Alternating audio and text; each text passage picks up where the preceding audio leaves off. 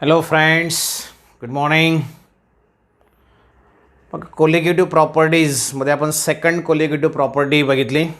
That one is your elevation in the boiling point.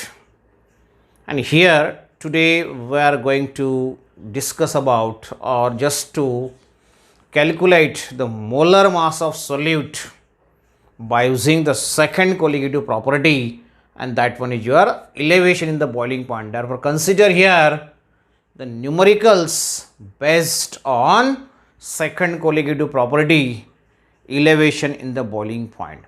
Okay, elevation in the boiling point delta TB ने आपण दाखवतो when some non-volatile solid is added to the solvent, then its boiling point rises, increases, and the difference between these two boiling point of solution and boiling point of pure solvent, that one is represented as delta TB, which is known as elevation in the boiling point.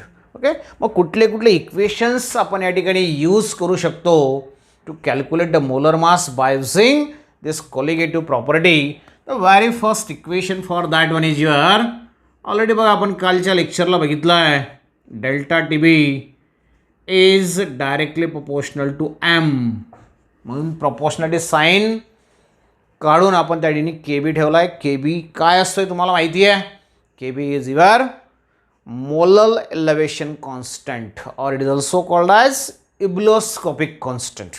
त्याचं unit मित्रांनो तुम्हाला माहिती आहे.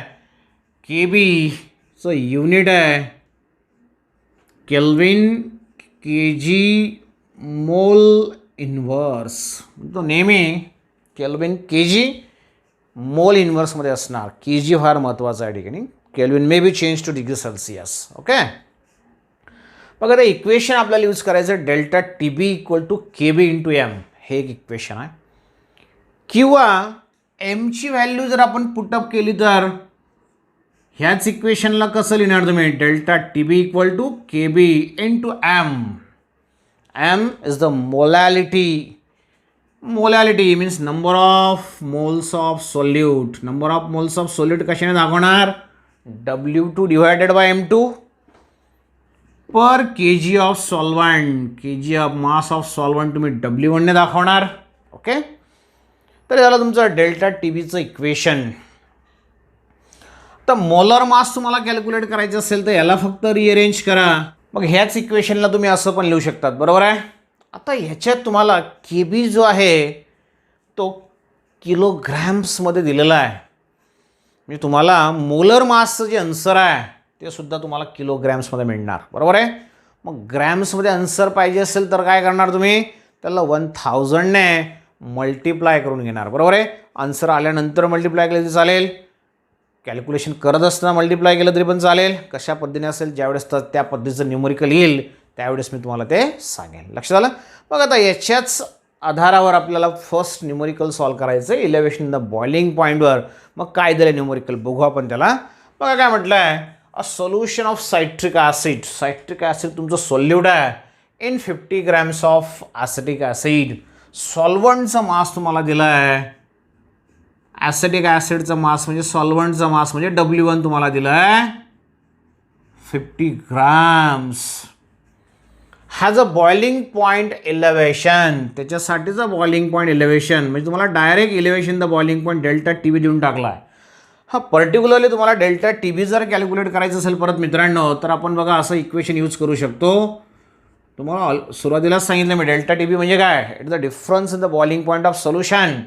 सोल्युशनचा boiling point असेल त्याला आपण TB ने दाखवतो आणि सॉल्वंटचा बॉइलिंग पॉईंट असेल त्याला आपण T0 ने दाखवणार. तर डेल्टा TB जो आपण ह्या पद्धतीने सुद्धा कॅल्क्युलेट करू शकतो. सोल्युशनचा बॉइलिंग पॉईंट मायनस प्युअर सॉल्वंटचा बॉइलिंग पॉईंट. ओके, बघा त्या ठिकाणी तुम्हाला डायरेक्ट डेल्टा TB देऊन टाकला आहे and the value of delta TB given is 1.76 kelvin. Very important sentence तुम्हाला या ठिकाणी सांगतोय. डेल्टा TB असेल म्हणजे दिस पण किंवा KB असेल मोलर एलिव्हेशन कॉन्स्टंट, यांचं जे युनिट आहे केल्विन, जसं या ठिकाणी तुम्हाला दिलं बघा आता 1.76 केल्विन. तुम्हाला सांगितलं याचं डिग्री सेल्सियसमध्ये कन्वर्ट करा. तर मित्रांनो लक्षात ठेवायचं आपण नेहमी डिग्री सेल्सिअसमध्ये करताना 273.15 ॲड करतो, बरोबर आहे. इथं मात्र तसं आपल्याला करायचं नाही. डेल्टा टी बीसाठी आणि के बीसाठी केल्विनमधली व्हॅल्यू आणि डिग्री सेल्सिअसमधली व्हॅल्यू सारखीच राहणार. This is a difference in the temperature. दोन टेम्परेचरमधला डिफरन्स आहे, तो डिफरन्स तेवढाच राहणार आहे केल्विनमध्ये असला तरी पण आणि डिग्री सेल्सिअसमध्ये असला तरी पण. म्हणून अशी मिस्टेक करू नका. समजा इथं डिग्री सेल्सिअस म्हटलं असतं तर ती व्हॅल्यू आपण तेवढीच घेतली असती, 1.76 डिग्री सेल्सिअस असं म्हटलं असतं तरी त्याला आपण काय लिहिलं असतं, 1.76 केल्विन. Very very important. लक्षात आलं. नोट्समध्ये तुम्हाला मी ते डिटेल दिलेलं आहे, ते व्यवस्थित वाचा. बघा त्या ठिकाणी हे तुम्हाला डेल्टा टी बी डायरेक्ट देऊन टाकलेलं आहे. पुढे काय म्हटलं आहे, if K B for acetic acid, K B पण दिला बघा मित्रांनो तुम्हाला. K B molar elevation constant, ebullioscopic constant for the solvent acetic acid is given and that one is your 3.07 kelvin kg mole inverse. इथं degree Celsius दिलं असतं तरी हीच व्हॅल्यू, केल्विन दिलं असेल तरी पण हीच व्हॅल्यू. या दोघांच्या व्हॅल्यूसाठी लक्षात ठेवायचं आहे. पुढे काय म्हटलं आहे, what is the molality of solution, तर एम काय असणार. ओके, आपल्याला माहिती आहे elevation in the boiling point, we know that elevation in the boiling point, that is delta TB is given as काय इक्वेशन, व्हेरी फर्स्ट इक्वेशन तुम्हाला लिहून दिलं बघा मी, KB into M, KB into M, दोघं व्हॅल्यूज तुम्हाला देऊन टाकल्या आहेत. Therefore delta TB equal to KB. KBची व्हॅल्यू काय दिली मित्रांनो, KBची व्हॅल्यू तुम्हाला दिलेली आहे 3.07. हो, एक याला रिअरेंज करून बघू, बरोबर आहे. बघा याला तर रिअरेंज कसं करणार तुम्ही, delta T B equal to K B into M. तुम्हाला कॅल्क्युलेट काय करायचं आहे, एम कॅल्क्युलेट करायचं आहे. दॅरफोर एम इक्वल टू काय लिहिणार, delta T B divided by K B. Therefore M equal to delta T B काय म्हटलं आहे 1.76, 1.7576 म्हणजे आपल्याला कन्वर्शन करता येईल त्याचं. डिवायडेड बाय के बी, के बी काय म्हटलं बघा 3.07. बघा 1.75ला डबल केलं तर तो काय होणार हे तुम्हाला समजलं पाहिजे. त्याच्यानुसार तुम्ही सहज त्याचं कॅल्क्युलेशन सांगू शकतात का. 1.76 3.07चं डिव्हिजन काय येऊ शकतं, लहान संख्येला आपण मोठ्या संख्येने डिवाइड करतो आहे म्हणून डेफिनेटली त्याचं आन्सर 1पेक्षा कमी असेल, एकापेक्षा त्याचं कमी आन्सर आलं पाहिजे. हा भागाकार जर तुम्ही व्यवस्थित केला तर तुम्हाला आन्सर मिळेल मित्रांनो 0.573. करून बघायचं कॅल्क्युलेशन. मग मोलॅलिटीची व्हॅल्यू तुम्हाला दिली, आपण कॅल्क्युलेट केली आहे. मग मोलॅलिटी कशामध्ये एक्सप्रेस करतो आपण, simple it is moles K G inverse किंवा मोल्स पर के जी. तर मित्रांनो ह्या पद्धतीने खूप सिम्पल असं न्यूमरिकल तुम्हाला दिलेलं होतं. सहज तुम्हाला मोलॅलिटी कॅल्क्युलेट करता आली. W1 दिलेला राहिला नसतात तरी पण आपल्याला सहज ते कॅल्क्युलेट करता आलं असतं, कारण की ज्या दोन व्हॅल्यूज आपल्याला लागणार आहेत त्या ऑलरेडी तुम्हाला देऊन टाकल्या आहेत. पण प्रत्येक याच्यामध्ये तुम्हाला W1 लागणार नाही असं नाही आहे मित्रांनो, लक्षात आलं. तर असे वेगवेगळे न्यूमरिकल्स आपल्याला टेक्निक बघायचे आहेत. ठीक आहे, बघा आता सेकंड न्यूमरिकल काय म्हटलेलं आहे, a solution is prepared by dissolving 1.9 into 10⁻² kilograms of ammonia. म्हणजे तुम्हाला मास ऑफ सोल्यूट दिला आहे, अमोनिया आपण डिझॉल्व करतो आहे म्हणून अमोनियाचा मास म्हणजे सोल्यूटचा मास म्हणजे W2 तुम्हाला दिलेला आहे. काय म्हटलं आहे 1.9 into 10⁻² kilograms in 400 grams of water. सॉल्वंटचा पण मास देऊन टाकला म्हणजे W1 पण तुम्हाला देऊन टाकला आहे 400 grams. याला जर तुम्ही किलोग्रॅम्समध्ये कन्वर्ट केलं मित्रांनो तर काय होईल याची व्हॅल्यू 400 into 10⁻³ kilograms. याचं पण कन्वर्शन 10⁻³ मध्ये केलं तर काय होऊन जाईल 19 into 10⁻³ kilograms. लक्षात आलं, हे कन्वर्शन तुम्हाला समजलं पाहिजे. आता 12वीचे स्टुडंट आहेत तुम्ही, ओके. बघा याची व्हॅल्यू आपण कमी केली 10⁻³ म्हणजे बरोबर कमी केली म्हणून याची व्हॅल्यू वाढवली 19 झाला तो 1.9चा. जेवढी याची व्हॅल्यू तुम्ही कमी करणार तेवढी याची व्हॅल्यू वाढली पाहिजे त्या टाईम्समध्ये. बघा आता W1 W2 तुम्हाला दिलं, पुढे काय म्हटलं आहे, calculate elevation in boiling point. म्हणजे तुम्हाला डेल्टा TB जो आहे हा कॅल्क्युलेट करायचा आहे, elevation in the boiling point. If KB for water, KB पण देऊन टाकला आहे, KB for water is 0.52 kelvin kg mole inverse. मग इथं या ठिकाणी W2 काय म्हटलं बघा मित्रांनो, मला अमोनियाचं मास तुम्हाला दिलं आहे, अमोनिया तुमचं सोल्यूट आहे.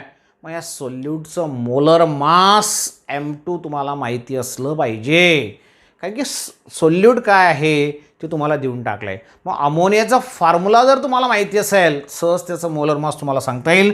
Therefore M2 means molar mass. कोणाचं मोलर मास घेतोय आपण, अमोनियाचं. एका नायट्रोजनचं 14, 3 हायड्रोजनचं 3, 14 + 3 किती होऊन जाईल ते, हे 17. पण हे कशामध्ये आलं मित्रांनो, ग्रॅम्स पर मोल.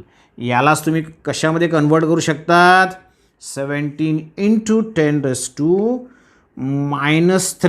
kg पर मोल. सर्व युनिट्स आपण kgमध्ये कन्वर्ट करून घेतले, मास जे तुम्हाला दिलेलं आहे ते, बरोबर आहे. आता तुम्हाला काय विचारलं, डेल्टा TB विचारला आहे. मग इक्वेशन तुमच्या समोर आहे मित्रांनो. Therefore here we know that delta TB = KB × M. म्हणजे तुम्हाला आता हे इक्वेशन वापरावं लागेल. एमची व्हॅल्यू काय आहे तुमची, W2 divided by M2 × W1. सर्व व्हॅल्यूज तुम्हाला माहिती आहेत.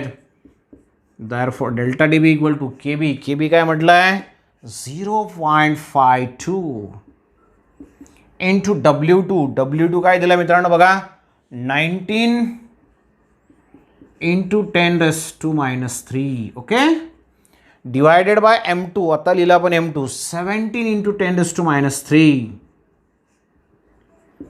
into W1 400 × 10⁻³ बघा, 1 10⁻³ सहज कॅन्सल होऊ शकतो या ठिकाणी, बरोबर आहे. आता हा 400 × 17 × 10⁻³ 0.52 × 19. हे सर्वांचं कॅल्क्युलेशन तुम्हाला जमलं पाहिजे आणि थोडंसं लॉजिकली आपण विचार केला पाहिजे. डेल्टा TB तुम्ही कॅल्क्युलेट करताय मित्रांनो, बरोबर आहे. डेल्टा TB काय असतो रे, it is the difference in the boiling point of solution and solvent, pure solvent, दोघांचा डिफरन्स. आणि हार्डली तो डिफरन्स, रेअरली तो 1 डिग्री सेल्सिअस का 1 केल्विन येत असतो. तो 1पेक्षा काही वेळेस कमी पण असतो, काही वेळेस म्हणण्यापेक्षा बऱ्याचदा कमी असतो. तर हे लॉजिकली आपल्याला समजलं पाहिजे की आपलं आन्सर हे नियर अबाउट 1 आलं पाहिजे, त्याच्यापेक्षा कमी थोडंफार जास्त आलं पाहिजे. खूप काही जास्त फरक पडणार आहे असं नाही आहे, लक्षात आलं ना. कारण की अमोनिया जो तुम्ही ॲड केला आहे तो 1.9 × 10⁻² kg आहे. त्याचं कन्वर्शन तर केलं आहे आपण 19 × 10⁻³ किलोग्रॅम्स. म्हणजे तो किती निग्लिजिबल आहे तो मला लक्षात आलं असेल. 19 ग्रॅम्स फक्त आपण अमोनिया टाकतोय 400 ग्रॅम्स वॉटरमध्ये. म्हणजे त्याचं इलेव्हेशन द बॉइलिंग पॉईंट जे होणार आहे ते फारसं काही फरक पडणार नाही आहे. म्हणजे तुमचं आन्सर हे खूप कमी आलं पाहिजे. म्हणजे तुमचं कॅल्क्युलेशन बरोबर आहे किंवा नाही हे सुद्धा सहज तुम्ही त्या ठिकाणी सांगू शकतात.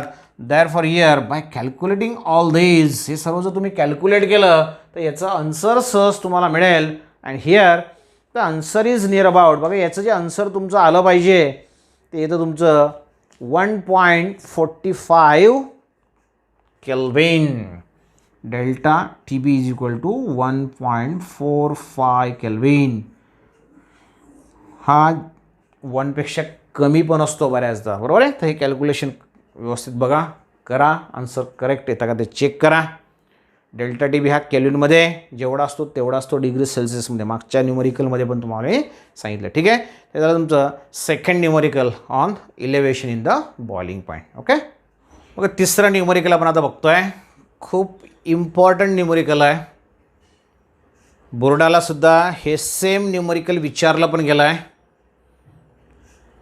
विचारताना थोडंसं वेगळा पॉईंट या ठिकाणी तुम्हाला विचारलेला आहे. म्हणजे तुमच्याशी रिलेटेडच आहे पण विचारताना थोडं ट्विस्ट करून टाकलं आहे. बघा दिलेलं काय बघू आपण आता या ठिकाणी. 3.795 grams of sulphur mass of solute तुम्हाला दिलेलं आहे. मास ऑफ सोल्यूट कशाने दाखवणार आहे बाळांनो, मास ऑफ सोल्यूट आपण W2ने दाखवतो. ह्या W2चं मास तुम्हाला दिलेलं आहे 3.795 ग्रॅम्स तुम्हाला दिलेलं आहे मित्रांनो. याला तुम्ही किलोग्रॅम्समध्ये कन्वर्ट करू शकता. 3.795 इंटू 10⁻³ किलोग्राम्स. ओके. पुढे काय म्हटलं आहे, dissolve in 100 grams of CS2 carbon disulphide. It is a very important solvent म्हणून आपण कार्बन डायसल्फाईडचा यूज करतो. त्याचं मास तुम्हाला दिलं आहे किती म्हटलं आहे बघा, 100 ग्रॅम्स. याला तुम्ही किलोग्रॅममध्ये कन्वर्ट करा. मग 100 इंटू 10⁻³ किलोग्राम्स. पुढे काय म्हटलं आहे, दिस सोल्युशन बॉइल्स ॲट, म्हणजे तुम्हाला सोल्युशनचा बॉइलिंग पॉईंट दिलेला आहे. मग सोल्युशनचा बॉइलिंग पॉईंट जर असेल तर तो तुम्ही TBने दाखवणार. TB तुम्हाला दिलेला आहे 319.81 केल्विन. पुढे काय म्हटलं आहे, what is the molecular formula. बघा वेगळंच विचार, तुम्हाला म्हटलं ना मी वेगळंच विचारलेलं आहे.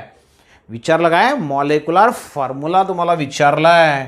मग या ठिकाणी लिहितोय मी मॉलिक्युलर फॉर्म्युला. पुढे काय म्हटलं आहे, what is the molecular formula of sulphur in solutions. सोल्युशनमध्ये जो सल्फर प्रेझेंट आहे, हा एवढा सोल्युशनमध्ये जो सल्फर प्रेझेंट आहे त्याचा मॉलिक्युलर फॉर्म्युला काय हे तुम्हाला विचारलं आहे. पुढे म्हटलं आहे the boiling point of CS2, म्हणजे प्युअर सॉल्वंटचा बॉइलिंग पॉईंट. कारण की सॉल्वंट तुम्ही CS2 वापरताय. इथं दिलं आहे तुम्हाला. त्याला आपण TB नॉटने दाखवणार. किती दिला आहे तो बघा, 319.45 केल्विन. पुढे म्हटलं आहे KB for CS2. KB molal elevation constant, ebullioscopic constant तुम्हाला दिला आहे. And the value of that one is 2.42 kelvin kg mole inverse. Okay. एवढ्या सर्व गोष्टी तुम्हाला दिलेल्या आहेत. आणि विचारलं काय, नवीनच काहीतरी विचारून टाकले तुम्हाला. तर म्हणजे मॉलिक्युलर फॉर्म्युला तुम्हाला विचारला आहे. मित्रांनो नवीन काहीच नाही आहे, फक्त थोडंसं ट्विस्ट केलेलं आहे. बघा आपण ह्या सर्व गोष्टींचा यूज करून काय कॅल्क्युलेट करू शकतो हे तुम्हाला माहिती आहे. आणि आपलं कॅल्क्युलेशन असणार आहे M2साठी, म्हणजेच मोलर माससाठी. मोलर मास माहिती पडलं तर तुम्हाला मॉलिक्युलर फॉर्म्युला कॅल्क्युलेट करता येऊ शकतो. बरोबर आहे. बघा आता या ठिकाणी सर्व दिलेल्या गोष्टींमधून आपल्याला M2 कॅल्क्युलेट करायचं आहे. मग M2 कॅल्क्युलेट करायचं असेल तर ह्या इक्वेशनचा आपण यूज करणार. बरोबर आहे. इकडे लक्ष द्या. मग ते इक्वेशन अगोदर लिहून घेतलं मी. Therefore here we know that M2 molar mass which is equal to KB दिलं आहे आपल्याला. यस, KB दिलेला आहे. इंटू W2 दिला आहे. यस, डेफिनेटली दिला आहे. डिवायडेड बाय डेल्टा TB दिला आहे का आपल्याला. डायरेक्ट डेल्टा TB दिलेला नाही, पण दोघं टेम्परेचर आपल्याला देऊन टाकलेत ते आपण कॅल्क्युलेट करू शकतो. आणि W1 दिला आहे का. यस, W1 पण आपल्याला दिला आहे मित्रांनो. बरोबर आहे. सर्वात अगोदर आपण काय करणार, डेल्टा TB कॅल्क्युलेट करू. कसा कॅल्क्युलेट करता येईल तुम्हाला माहिती आहे. इथं दिलं आहे बघा मी. डेल्टा TB कसा कॅल्क्युलेट करतो आपण. Therefore here we know that delta TB which is equal to TB minus TB naught. बरोबर आहे. मग दोघं व्हॅल्यूज तुम्हाला माहिती आहेत. Therefore delta TB equal to TBची व्हॅल्यू काय दिली मित्रांनो. सोल्युशनचा बॉइलिंग पॉईंट नेहमी जास्त असतो बघा, 319.81 मायनस याच्यातून तुम्हाला काय मायनस करायचं आहे, TB नॉट. TB नॉट म्हणजे काय, प्युअर सॉल्वंटचा बॉइलिंग पॉईंट. तो किती दिला आहे, 319.45. बरोबर आहे. बघा 319 तर घेण्यात जाणारच आहे. 0.81 मधून 0.45 जर गेला, 81 मधून 45 गेला, 81 minus 45 it's 0.36. Therefore delta TB equal to काय येईल त्याचा आन्सर, 0.36 केल्विन. केल्विनमधला डिफरन्स आणि डिग्री सेल्सिअसमधला डिफरन्स सारखाच असणार आहे. तर झालं डेल्टा TB. मग जस्ट ती व्हॅल्यू आपण जर इकडे पुटअप केली तर बघा आपल्याला आता मोलर मास मिळेल. Therefore M2 इक्वल टू काय येणार, KB. KBची व्हॅल्यू काय टाकणार मित्रांनो, दिलेली आहे 2.42. सर्व केल्विन के जीमध्येच असणार आहे. के जीमधल्या व्हॅल्यू आपण करून घेतल्या सर्व. इंटू W2 काय आहे 3.795 into 10⁻³ divided by delta T B. आता आपण कॅल्क्युलेट केला. डेल्टा टी बी तुमचं 0.36 इंटू W1 किलोग्रॅम्समधलं आपल्याला लिहावं लागेल 100 इंटू 10⁻³ बघा हे दोघे कॅन्सल होणार आहेत. बाकीचं कॅल्क्युलेशन तुम्ही करू शकतात आणि बाकीचं कॅल्क्युलेशन केल्यानंतर तुम्हाला हा मोलर मास जो आहे तो मिळेल 2551 पण हा तुम्हाला मिळाला किलोग्रॅम्स पर मोल. बरोबर आहे. मोलर मास किलोग्रॅम्स पर मोल तुम्हाला. याला ग्रॅम्समध्ये कन्वर्ट करा. 1000 याला मल्टिप्लाय करा कारण की के जी मोठे युनिट त्याला लहान युनिटमध्ये कन्वर्ट करायचं तुम्हाला मल्टिप्लाय करावं लागेल 1000ने. मग याला जर आपण 1000ने मल्टिप्लाय केलं मित्रांनो तर therefore here the value of molar mass M2 equal to 1000ने मल्टिप्लाय केलं तर 3 डिजिट्स तुम्ही तिकडे सरकणार 1 2 3 म्हणजे 255.1 ग्रॅम्स पर मोल. हे कसलं आन्सर आलं तुमचं M2चं आन्सर आलं मित्रांनो. हे कसलं आहे molar mass of the solute. पण तुम्हाला मोलर मास विचारलेलं नाही आहे ते आपल्याला काढावं लागलं कारण की आपल्याला जे विचारलं आहे ते आपण मोलर मास कॅल्क्युलेट केल्यानंतरच तुम्हाला ते करता येईल. मग विचारलं काय बघा व्यवस्थित लक्ष द्या. तुम्हाला विचारलं आहे molecular formula of the sulphur which is dissolved in the solution which is present in the solution. सोल्युशनमध्ये जो आपण सल्फर डिझॉल्व केला आहे दिस वन त्याचा मॉलिक्युलर फॉर्म्युला काय. बघा जो कंपाऊंड तुम्ही डिझॉल्व केला आहे समजा मी म्हटलं की युरिया मी डिझॉल्व केला आहे तर युरिया NH2CONH2 युरियाचं मोलर मास काय 60 ग्रॅम्स पर मोल. बरोबर आहे. मग तसं या ठिकाणी हा जो कंपाऊंड मी डिझॉल्व केला आहे याचं मोलर मास हे आलं आहे. मग युरियाचं मोलर मास म्हणजे काय नायट्रोजन जे असेल ते हायड्रोजन जे असेल ते कार्बन जे असेल ते ऑक्सिजन जे सर्वांचं ॲटॉमिक मासची बेरीज.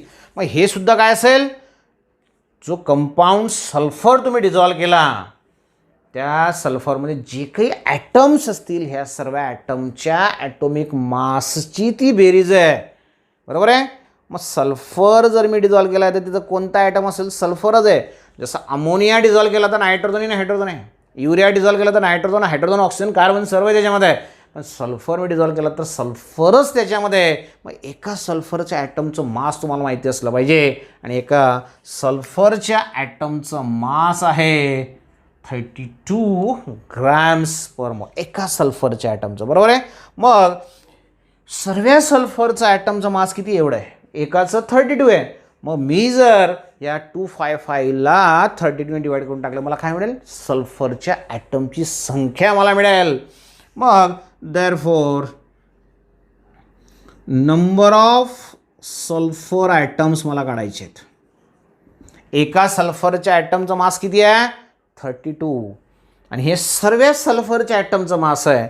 म्हणून मी काय करणार सर्व सल्फरच्या ॲटमचं जे मास मी कॅल्क्युलेट केलं 255.1 डिवायडेड बाय एका सल्फरच्या ॲटमचं मास 32 मला काय मिळतील टोटल नंबर ऑफ सल्फरचे ॲटम आणि हे मिळतं बघा मित्रांनो मला 7.97 एवढे सल्फरचे ॲटम. पण ॲटम म्हटला तर 1 atom 2 atom 3 atom 4 atom 8 atom 10 atom असे असतात.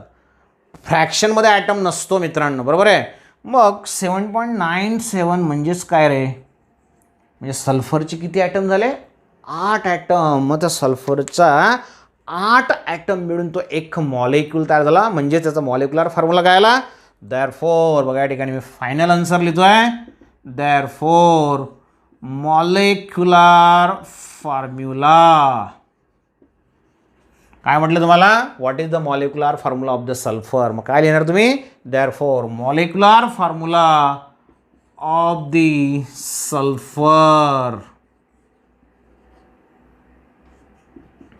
इन सोल्युशन इज काय लिहिणार मग molecular formula of the sulphur in solution is S8.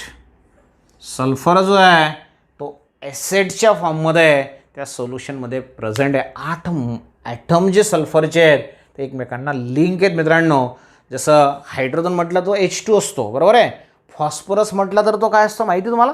Phosphorus हा P4 असतो. 9वी 10वीला तुम्ही शिकलेत, रेड फॉस्फरस, व्हाईट फॉस्फरस, बरोबर आहे.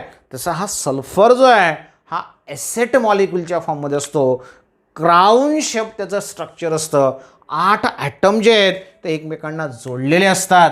बघा क्राऊन शेप स्ट्रक्चर, ज्याला आपण पकर्ड रिंग स्ट्रक्चर पण म्हणतो, ह्या पद्धतीने त्याचं स्ट्रक्चर असतं. बघा या ठिकाणी हे स्ट्रक्चर आहे त्याचं. आता इथं जर तुम्ही सर्व कॉर्नर्सचा विचार केला किंवा 2 लाईन जंक्शनचा विचार केला तर तुम्हाला या ठिकाणी सल्फरच्या ॲटमची संख्या मिळेल 1 2 3 4 5 6 7 आणि 8 असं त्याचं स्ट्रक्चर असतं. पुढे आपल्याला पी ब्लॉक एलिमेंट्स वगैरे जे आहेत त्याच्यात आपण ते बघणार स्ट्रक्चर ऑफ सल्फर. तो एसेट मॉलिक्युलच्या फॉर्ममध्ये सल्फर त्या सोल्युशनमध्ये प्रेझेंट आहे and therefore this is the molecular formula for that sulphur. लक्षात आलं?